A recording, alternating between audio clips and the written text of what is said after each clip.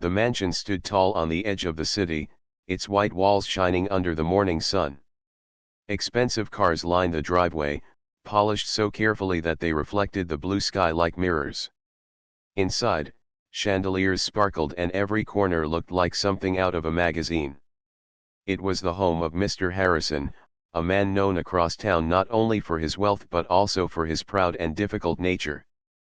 People respected his money but whispered about his arrogance. Clara arrived at the mansion just as she always did, quietly, with her small bag hanging from her shoulder and her work uniform neatly pressed. She was a woman of grace, though her job often made people overlook her dignity. Her dark hair was tied back in a bun, her shoes were simple, and her hands showed the marks of years of hard work. Still, she carried herself with a quiet pride. Clara was the maid, responsible for cleaning, arranging, and making sure everything in the millionaire's home looked perfect. She stepped inside through the side door, as instructed, and greeted the butler softly. "Good morning," she said, her voice warm and polite. The butler gave her a small nod, for he too was used to the unspoken rule of silence in the house. Everything had to be done quickly and without disturbing the master. Today was not an ordinary day. Mr. Harrison was hosting a morning meeting with several business partners. Important men in suits would soon arrive to discuss deals worth millions. The house needed to be flawless, the food perfectly served, and not a sound of mistake could interrupt. Clara knew this. She had worked in other houses before and understood the art of moving like a shadow, present but unseen, helpful but never demanding attention. As she entered the grand dining hall, she adjusted the napkins, straightened the silverware, and made sure the crystal glasses sparkled. The table looked like a picture, each plate and fork in perfect order. The aroma of fresh coffee drifted in from the kitchen, blending with the faint scent of polished wood and flowers in the vase. Clara paused for a moment, satisfied that everything was ready, and then stepped back quietly. Soon, the sound of expensive shoes echoed against the marble floor. Mr. Harrison entered, wearing his tailored suit, his chin high, his presence commanding. Behind him, two men followed his partners for the day. They spoke in low tones about stocks and properties, their words heavy with numbers and plans that seemed to belong to a different world, far away from Clara's simple life. She lowered her gaze respectfully as they passed, yet she noticed how Mr. Harrison's eyes briefly flicked toward her with impatience. To him, she was just staff, someone invisible until something went wrong. As the men settled at the table, Clara moved carefully to pour water into their glasses. She placed the jug lightly on the edge, so quietly that it made no sound. But just as she leaned in, one of the glasses tipped slightly, and a drop of water touched the polished table.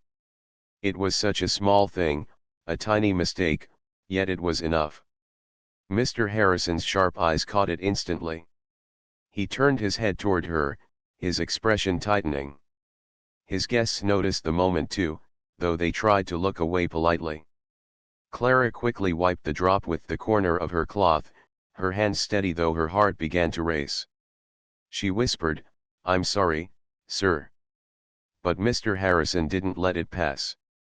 His voice, loud enough for the entire room to hear, cut through the air like a knife.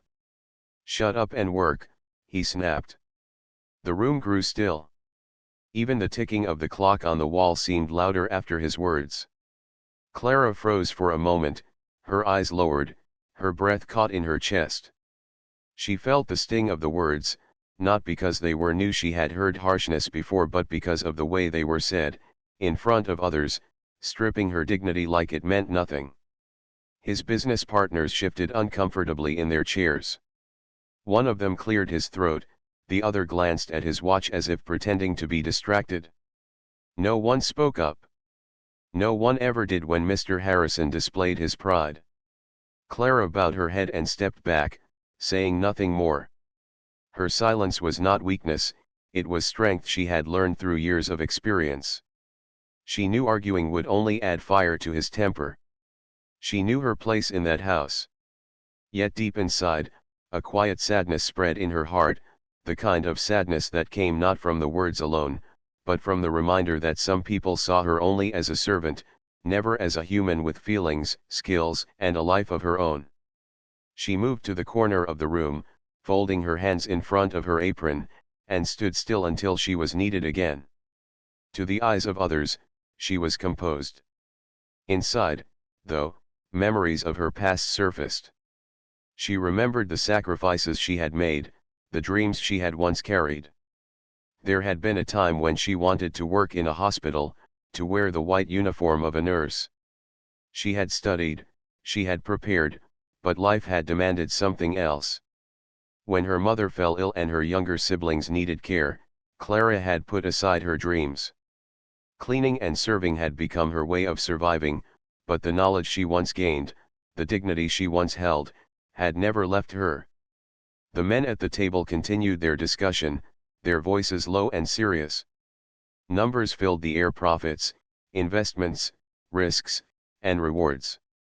Mr. Harrison leaned back in his chair with confidence, proud of his wealth, proud of his control.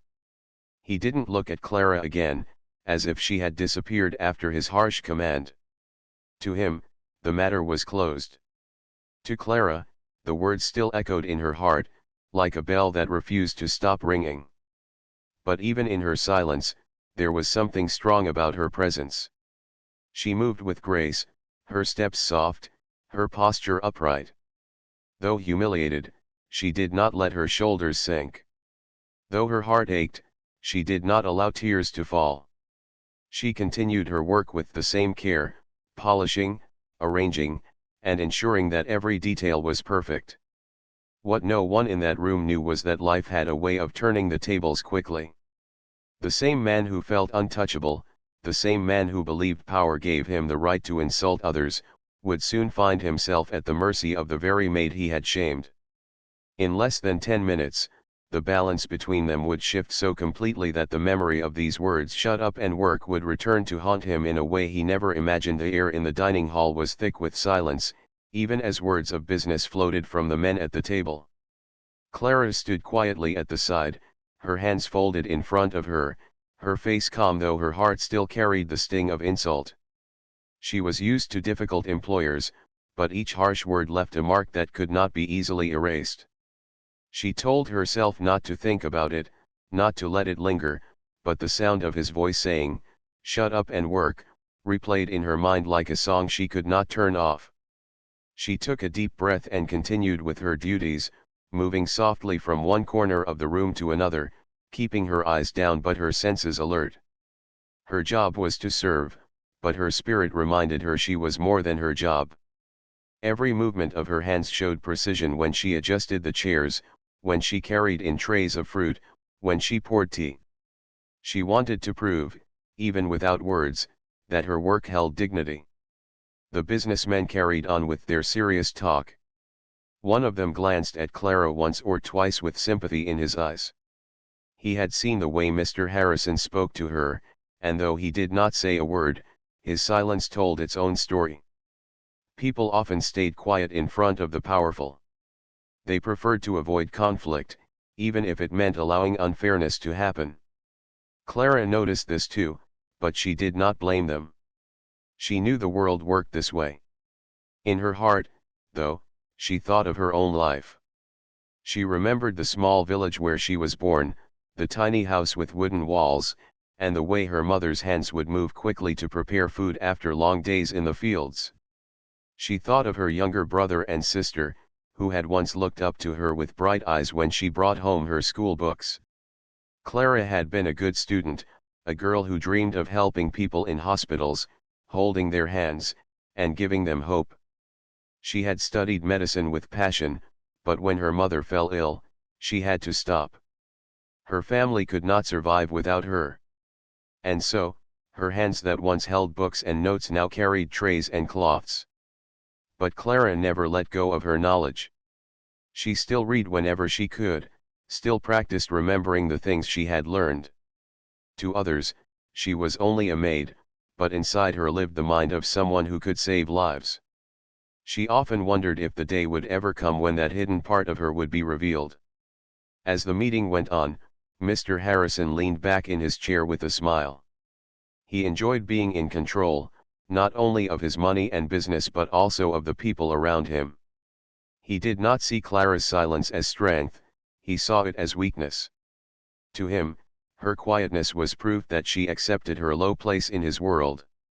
He did not realize that silence can carry power, that restraint can be greater than pride. Clara noticed the way he laughed with his guests, how he boasted about his latest property deal and spoke of money as if it were the measure of every person's worth. She listened without meaning to, hearing the pride in his voice, and she thought to herself how empty those words sounded compared to the simple joy of kindness or the quiet peace of helping another person. She did not envy him, not really. His wealth had built walls around him, but her struggles had given her a heart that could see and feel more deeply. Still, the pain of humiliation lingered. As she moved to pick up the empty plates, she felt her cheeks warm with embarrassment. She wondered what the guests thought of her. Did they see her as clumsy, as someone who deserved such harshness?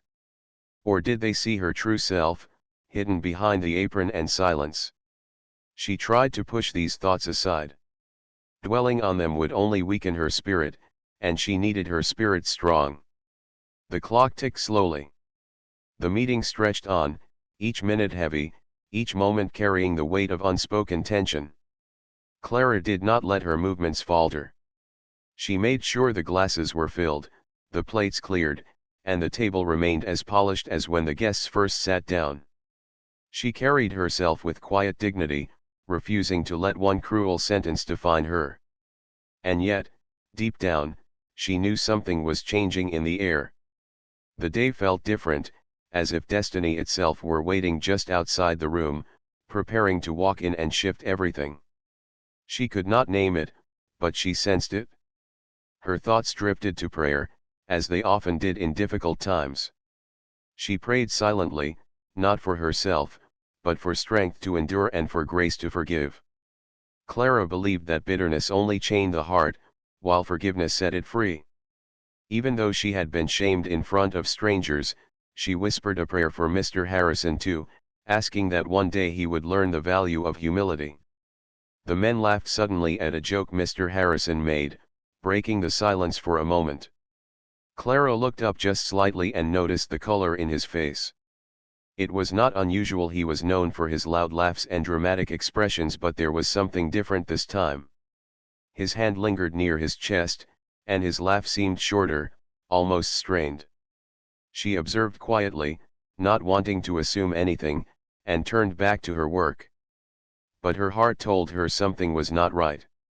She pushed the thought aside, reminding herself that it was not her place to notice such things. She was just the maid, standing in the background, invisible until needed. She reminded herself of this, yet her instincts as someone who once trained in nursing whispered otherwise. Her eyes had always been sharp, quick to notice small signs others missed. The meeting continued, but Clara could feel the heaviness of the room growing. Something was coming, she did not know what, but she felt it pressing closer with every tick of the clock. She steadied herself, holding the tray carefully, and forced her mind to focus on the present. Whatever happened, she told herself, she would be ready. The dining hall, once filled with laughter and serious talk about money, grew strangely quiet. Clara noticed it first. She had just placed a clean jug of water on the table when she saw Mr. Harrison shift uncomfortably in his chair. His hand went again to his chest, pressing firmly, and his smile faded into a look of unease. At first, his guests didn't notice, continuing their discussion about new investments, but Clara's eyes, sharp and observant, caught every detail. Her heart skipped a beat. She had seen this kind of expression before. The tension in his jaw, the shallow breaths, the way his shoulders stiffened, all of it spoke of something more serious than a moment of discomfort. Clara set the jug down quietly and stood still for a second, her mind racing. She remembered her training from years ago, lessons she thought she would never use again. Those days of studying in a small classroom with her textbooks, learning how to read signs of distress in patients, came rushing back. Mr. Harrison tried to laugh it off. He forced a smile, adjusting his tie, and said, "It's nothing, just the heat in here." But the sweat on his forehead and the strain in his voice told another story. His guests finally turned to look at him, concern creeping into their eyes. One of them asked, "Are you sure you're all right?" He waved his hand dismissively, but his face was pale now. His breathing grew faster, and his hand trembled as he reached for his glass of water. The glass slipped slightly, and Clara was quick to catch it before it fell. Her hands were steady, though inside she felt the weight of the moment pressing heavily against her heart. The guests rose from their seats in alarm, but none of them knew what to do. They were men of business, skilled at deals and numbers, not at saving lives. Panic started to creep in, their voices overlapping. "Should we call someone? Where's the doctor?" Clara stepped forward. She had been quiet all morning, invisible in the background, but now her voice came out firm and calm. "Please, stay back a little. Give him space to breathe." The men turned to her, surprised that the maid was speaking with authority. Mr. Harrison, now leaning forward and clutching his chest, looked up at her with wide eyes. For the first time, the power in his gaze was gone. He looked frightened, helpless, vulnerable. Clara gently placed her hand on his shoulder. "Sir, listen to me. I need you to sit back. Try to relax your body. Don't fight your breathing." Her tone was soothing, steady, the same tone she once practiced when comforting patients. Her years of silence had hidden this side of her, but it came out naturally now, like second nature. The guests did as she instructed, stepping back and giving space. One of them hurried to call for an ambulance, his voice shaking as he explained the situation to the operator. Meanwhile, Clara guided Mr. Harrison through every moment. She checked his pulse with gentle fingers, counted the beats, and adjusted his posture so that air could flow more easily into his lungs. He tried to speak, but his words broke apart, strained. "I can't, don't force yourself to talk," Clara said softly. "Just focus on breathing. You're not alone. Help is coming." Her calm presence filled the room, pushing out the panic. The two businessmen watched her with astonishment. They had never seen a maid speak with such authority, with such knowledge. She wasn't panicking, she wasn't unsure, she was in control. Minutes felt like hours as they waited. Clara stayed close, monitoring every change in Mr. Harrison's condition. She remembered techniques she had once learned: how to recognize when a patient was close to fainting, how to keep them conscious by steadying their breathing, how to keep their body safe until medical help arrived. Each step, she carried out with precision, her hands gentle but confident. Mr. Harrison's eyes met hers several times. The same man who had barked at her to shut up and work was now looking at her as if she were his only hope. His pride seemed to melt away with each passing second. There was no arrogance in his expression now, only fear and desperation. Clara held his gaze and nodded reassuringly. "You're strong. You're going to be fine. Just stay with me." Finally, the faint sound of sirens grew louder, approaching the mansion. Clara felt a small wave of relief, but she did not let her focus waver. She kept guiding him, kept her presence steady, until the paramedics rushed in with their equipment. When they arrived, she quickly explained his symptoms, her voice clear and professional. He felt tightness in his chest, difficulty breathing, sweating, and weakness in his arms. I kept him upright and calm while monitoring his pulse. The paramedics looked at her with respect, surprised at how detailed and accurate her observations were. They took over, placing Mr. Harrison on a stretcher and checking his vitals, but even as they worked, his hand reached out slightly, as if searching for Clara's reassurance. She leaned closer and whispered, "You're in good hands now. You'll be all right." As they prepared to take him away, one of the guests finally spoke what everyone was thinking. How did you know what to do? Clara looked at him calmly, her voice soft but steady. I studied nursing once, before life asked me to take another path. Some knowledge never leaves you. The men were stunned into silence. They had seen her only as a maid, someone invisible in the background, yet she had just done what none of them could. She had saved their friend, their business partner, their host. As the stretcher was carried out, Mr. Harrison turned his head weakly, his eyes finding Clara once more. His lips parted, and though his voice was faint, the words were clear enough, "Don't leave." The room was quiet again after they left. The guests looked at Clara, still processing what had just happened. They saw her not as a maid anymore, but as someone with strength, knowledge, and grace they could not have imagined. Clara stood still, her apron slightly wrinkled, her face calm, but inside her heart beat fast. She had not planned this, she had not expected it, yet in that moment she had become what she once dreamed of: a caregiver, a protector, a source of hope. She thought of the insult from earlier, the words that had stung her heart. How quickly the world had shifted. Less than 10 minutes had passed between humiliation and trust, between insult and reliance. She realized then that life had a way of revealing truth in the most unexpected ways. And though Mr. Harrison had tried to silence her, fate had given her the chance to speak in the only way that truly mattered: through action, through compassion, through the quiet strength that no words could diminish. The mansion grew quiet after the paramedics left, their voices fading down the hall.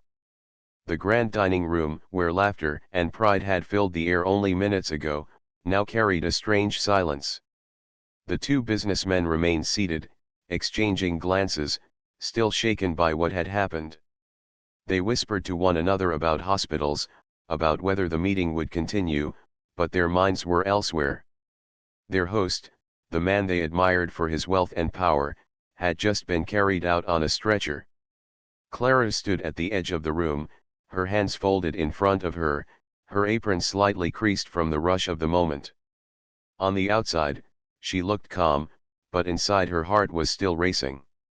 She replayed every action she had taken, every instruction she had given, and she thanked God quietly that she had remembered what to do.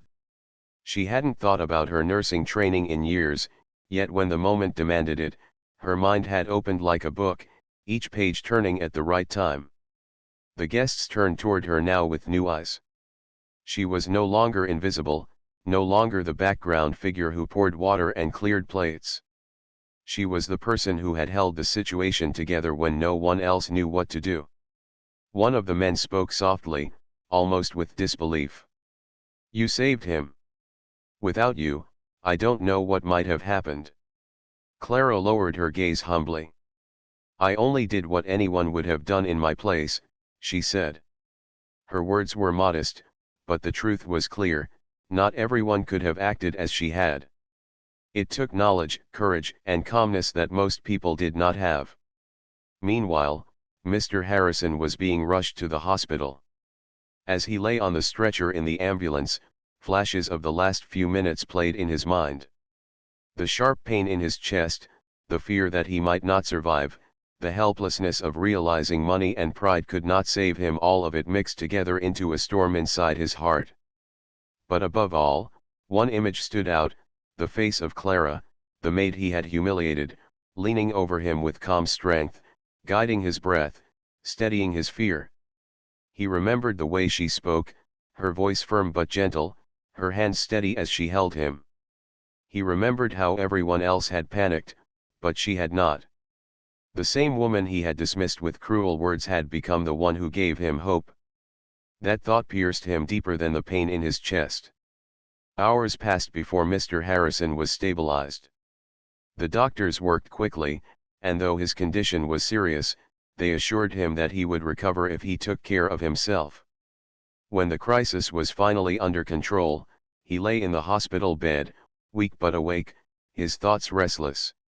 For the first time in years, he felt small, not because of sickness, but because of shame. Back at the mansion, Clara continued her duties quietly, though the weight of the morning lingered in her heart. She cleaned the table, arranged the chairs, and wiped the glasses, moving with the same care as always. To her, work was work. It was a way to keep going, to keep providing for her family. She did not expect thanks, she did not expect recognition. She simply did what needed to be done. But the memory of his words still hung in the air, "Shut up and work." She had obeyed at the time, swallowing her pride, but destiny had turned the tables so quickly. In the same room where those words were spoken, she had become the one with authority, the one others had listened to without question. Late that evening, the butler returned from the hospital with a message. Mr. Harrison wanted to see Clara. At first, she hesitated. She wondered if he was simply being polite because of what had happened. She wondered if he would even remember the way he had spoken to her earlier. But duty was duty, and she agreed to go. The hospital room was quiet when she entered. The beeping of the monitor was the only sound. Mr. Harrison lay in bed, pale, his hair slightly out of place, his usual polished look replaced by vulnerability. When he saw her, his eyes softened, and he struggled to sit up straighter. "Clara," he began, his voice weak but sincere. He paused, as if searching for the right words. For a man so used to commanding, so used to speaking with pride, it was difficult to find humility. But now, he had no choice. She stepped closer, folding her hands politely. "Yes, sir." He looked at her for a long moment before speaking again. "I was wrong. About everything. The way I spoke to you today, it was cruel, it was arrogant, and it was unforgivable. I humiliated you in front of others, and still, when I was helpless, you were the one who saved me. You had every right to turn away, but you didn't. You stayed." Clara listened quietly, her eyes calm but kind. She said nothing, allowing him to continue. He lowered his gaze, his voice trembling. "I thought wealth made me powerful. I thought people like you were beneath me. But today, I realized something I should have known long ago. Money cannot buy dignity. Pride cannot give strength. In the end, when everything fell apart, it was you, the person I looked down upon, who saved me. I don't deserve your kindness, but I'm begging you, please forgive me." The words hung heavy in the air. Clara felt the weight of them, but she also felt his sincerity. She saw in his eyes not the man who mocked her, but a man humbled, broken, and changed by fear. She took a deep breath before replying softly. "Sir, I don't hold anger in my heart. Life is too short to carry bitterness. What happened today was not about me or you, it was about being human. We all need help sometimes, and if I was able to give it, I am grateful for that chance. I forgive you." Her words were simple, but they carried power. Forgiveness, offered so freely, melted away the shame that weighed on him. He closed his eyes briefly, relief washing over his face. From that moment, something in Mr. Harrison changed. The proud man who once raised his voice to feel strong now spoke with gentleness. The man who once looked down on others now began to look at them with respect. And it all began with Clara's act of grace. That night, as she left the hospital, Clara walked into the cool evening air with quiet strength. She had been humiliated, yes, but she had not allowed those words to define her. Instead, her actions had spoken louder than any insult. She carried herself with dignity, knowing that sometimes life itself created moments where truth was revealed. The days after the hospital incident passed slowly, yet they carried with them a quiet change. The mansion, once filled with the sound of Mr. Harrison's sharp commands and endless pride, seemed different now. The staff noticed it first. The air felt softer, the silence less heavy. The man they worked for had returned from the hospital weaker in body, but something far more important had shifted inside him. When Mr. Harrison came back home, he no longer walked with the same arrogance that once marked his every step. His shoulders, once lifted high with pride, now carried humility. He greeted the staff with words he had rarely used before: "Thank you, please, and I appreciate it." The people who had once feared his temper now looked at him with surprise, some even with relief. They wondered what had caused such a transformation, but Clara knew.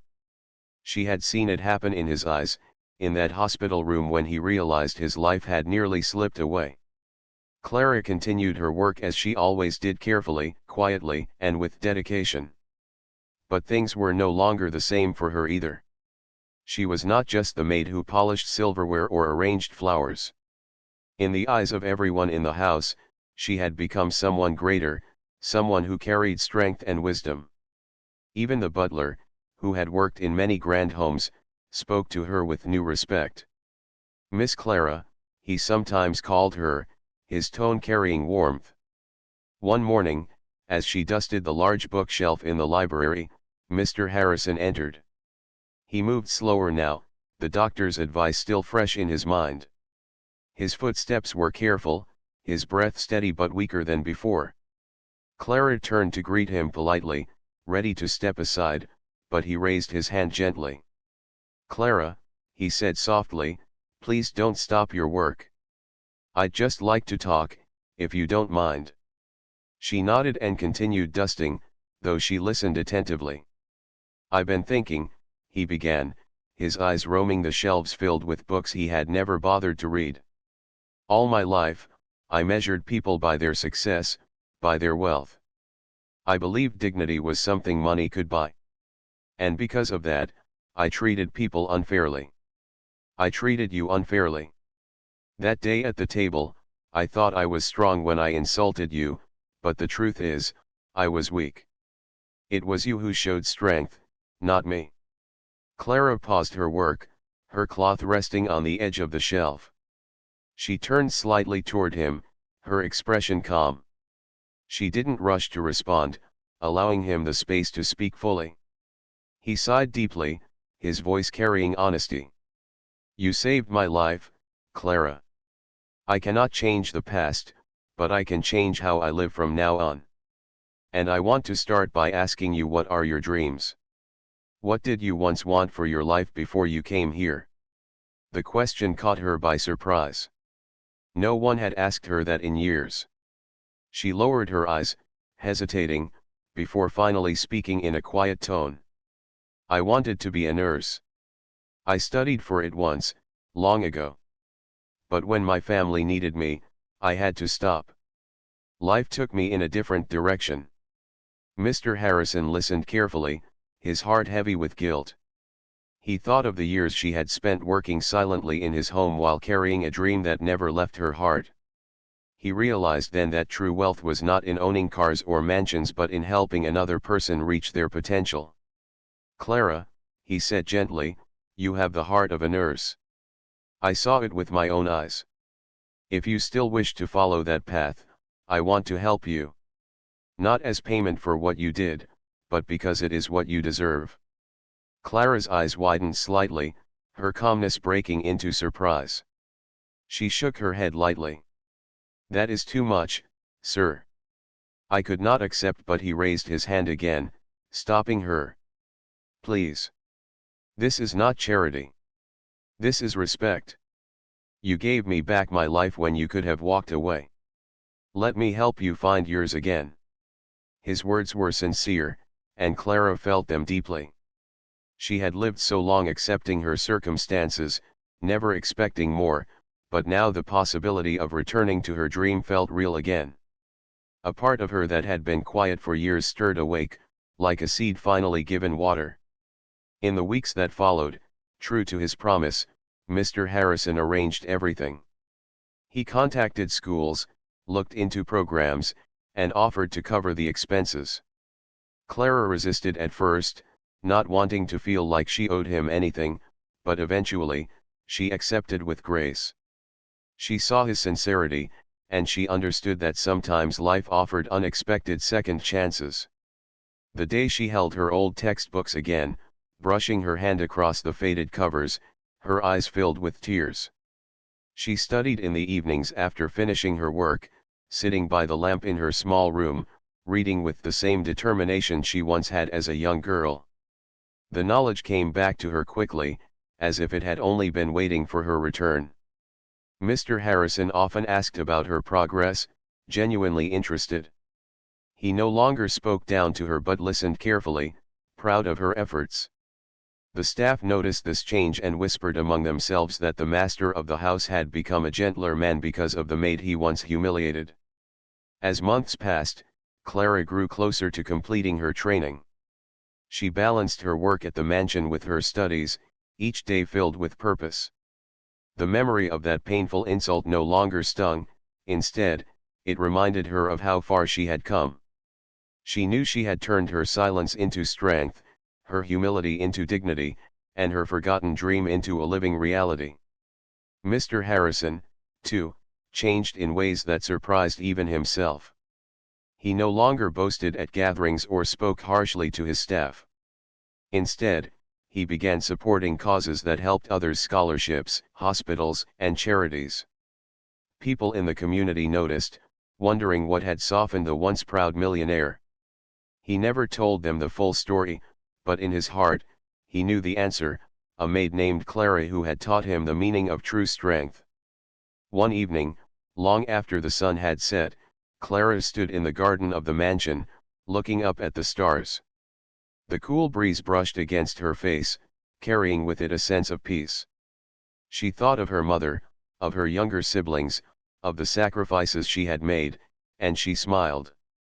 Life had not been easy, but it had led her here, to a moment where her dignity had been restored, her dream rekindled. Behind her, Mr. Harrison walked slowly into the garden, his steps careful but steady. He stood beside her in silence for a moment before speaking softly.